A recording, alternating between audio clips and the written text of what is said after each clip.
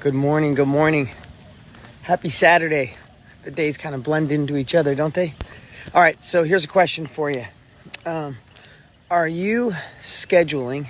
And the reason I'm sharing this is because I'm literally taking a walk right now, and I'm thinking, am I doing enough for this, or for my future, for where I want to go, for the accomplishments I have? Because with all the shifts going on in the world, we could get sucked into the wrong things. Good morning, everybody. Just killing a little time here, taking a walk with my silly hat on.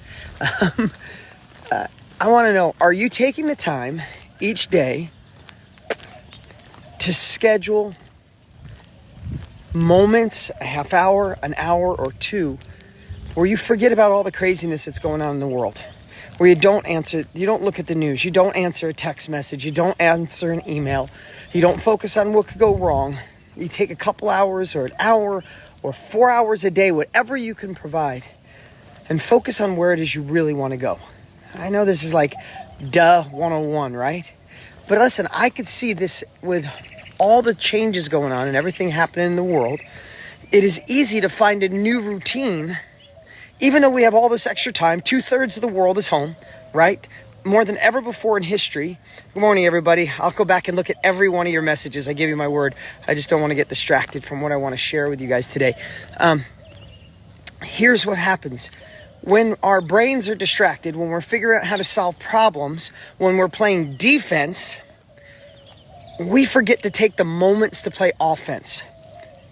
You can't win a football game, a baseball game, any sport, basketball, if you just played defense. If you played no offense, there's no way you could win, right? But in times like this, our brains will default to defense. We're trying to protect. We're trying to survive. We're trying to stay safe. And you should. I want you to protect your family. Do all the things you can. And I know some of you are going through some tough times. But the only way that we come out of this is if there's moments, scheduled moments in your time for offense. I know you're probably thinking, there could be opportunity. Some of you have opportunity. I know some of you are doing amazing right now. A lot of you aren't, right? But what you'll see on the other side of this, because this is my third time going through a down and a shift in the economy in the world, is there's going to be people that just thrive when they come out of this. And there's going to be people that feel really left behind, like, how the hell that shit happened? How are they going so fast? How did they come out like... They came out of the starting gate, they were already doing 60, and I feel like I just got to get going. What is that? It's a lot of ingredients, but one is, and I'm gonna challenge you to this, is schedule an hour every day. And if you could do more, fantastic. But schedule an hour every day, every single day, where you focus on where you'd love to be in 1 year from now. Designing it. What capabilities can you be devouring right now that could help you then? What course could you be going through? What training should you be doing? What thoughts should you be having? What creativity should you be focusing on? What art should you design? Because here's what I know is if you plant, it's like planting an oak tree. It's a tiny little seed, right? Doesn't seem like much. Then it's a sprout. Then it's a seedling.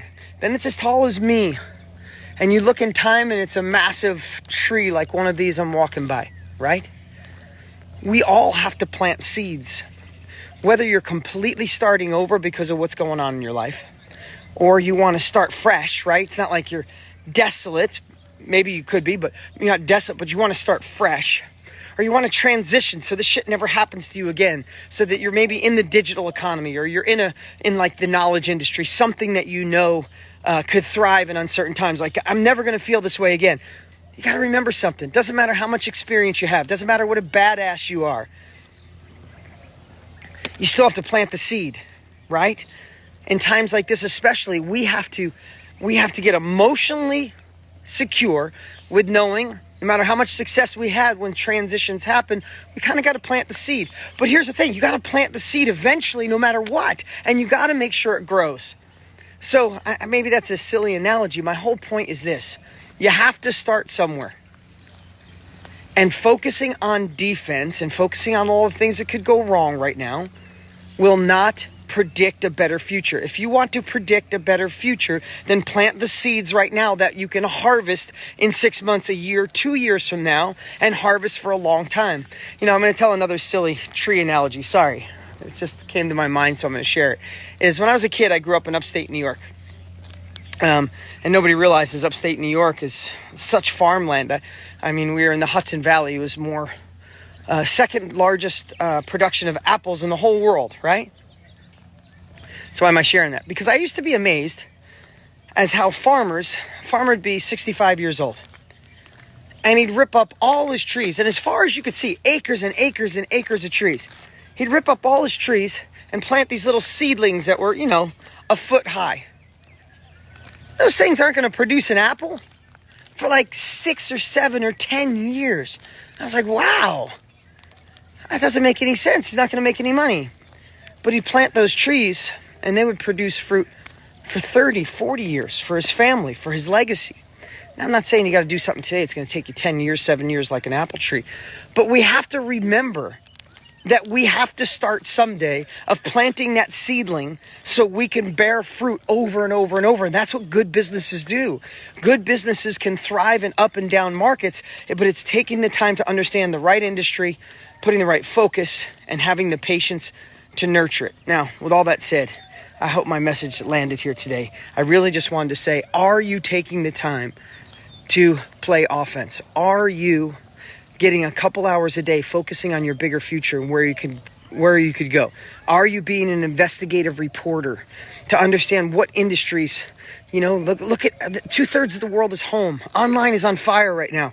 People are still spending money, but they're spending money on smart things. They're not buying frivolous things. They're buying education. They're buying the ability to gain self-education. They're buying specialized knowledge. And a lot of people are doing the things they've been wanting to do forever. Learn a language, learn piano, learn how to be better on video, learn how to organize their closets, fix their relationship, eat better. All those things people are doing right now because they have the time online.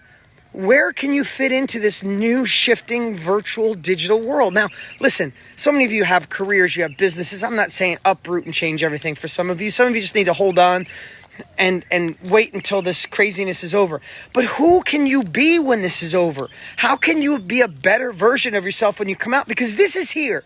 We can't shift the outside world. I'm getting so many questions of, like, when is this going to be over? I can't believe another 20 days in quarantine or 30. Like, I just know this. I can't control any of that. And when I try to think about controlling it, I don't know about you, it gives me anxiety. It gives me stress. I hate things that I can't freaking control. I freaking hate it. When my son was being born, just 3 weeks ago, oh my God, or almost 4 weeks ago, 3.5 weeks ago, my son was being born. At the last minute, I didn't share this with everybody. My son's heartbeat was dropping really fast. And my wife had just gone into the final bit of labor, the push part. She was in labor for like 24 hours. And I felt it was just a reminder of when you feel out of control. At the last minute, they finally tell her to start pushing, and they said this could take an hour or two for the baby to finally come out. There were 10 minutes in, and every time my wife pushed, I could get emotional right now, my baby's heartbeat dropped next to nothing, and I saw the fear on the doctor's face, the nurse's face, and literally she was pushing for like 10 minutes, and the doctor said, if he doesn't come out on this next push, I'm going to use forceps to help pull him out. If he doesn't come out, we got to go an emergency C-section. His heart rate is not at a good place. And I just remember this feeling, and the doctor looks at us and said, do you want to do forceps or emergency C-section? We got to know right now. And I was like, I don't know. I don't know. And I that's how long it was. It was moments. And the doctor says, come on, now. Literally, she looked at us. She goes, now, right now. Emergency C-section, we want to try forceps. And I remember feeling so out of control, right? Listen, all of us, not control freaks, but we like when we can control the outcome. We like when we can focus on solutions. We like when we can fix things. I had zero control, and I was freaking panicked. It was in a moment, but I was panicked. And we were just like, oh, try the forceps. And she goes, this is one shot. And then she had 8 nurses rushing in the room, and she's like, prepare for emergency C-section, call the emergency, the surgery room and have it prepped.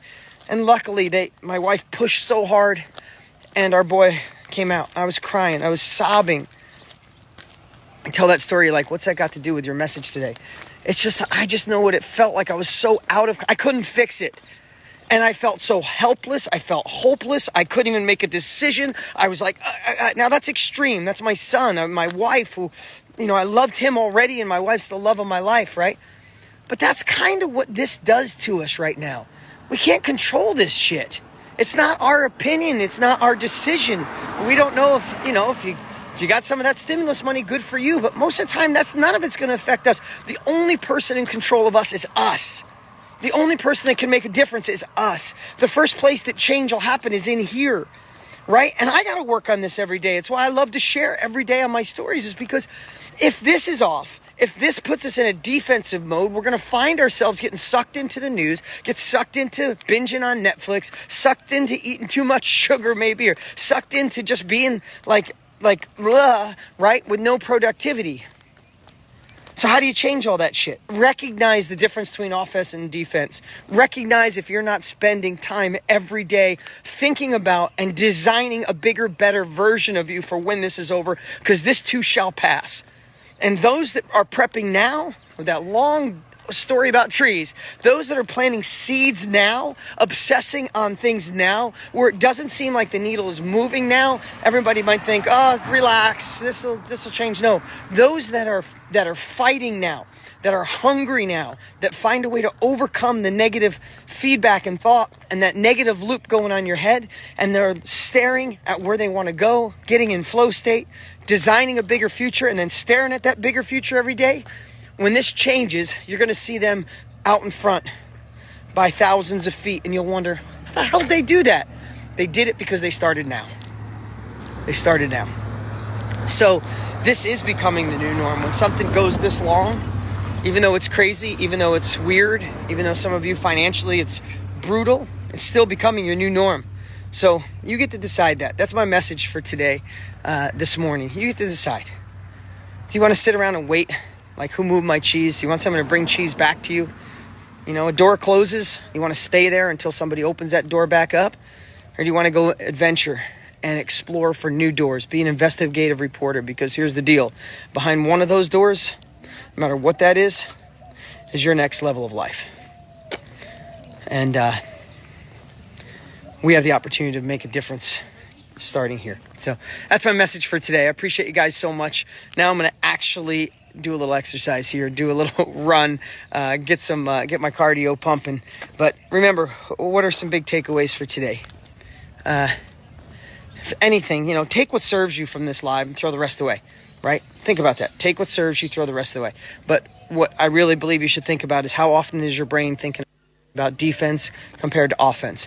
How do you schedule more offense in your life? Yes, it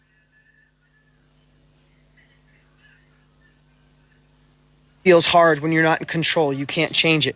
But if you shift that and give control to God, the universe, but simultaneously prepare yourself now, so when this does change, you're ahead.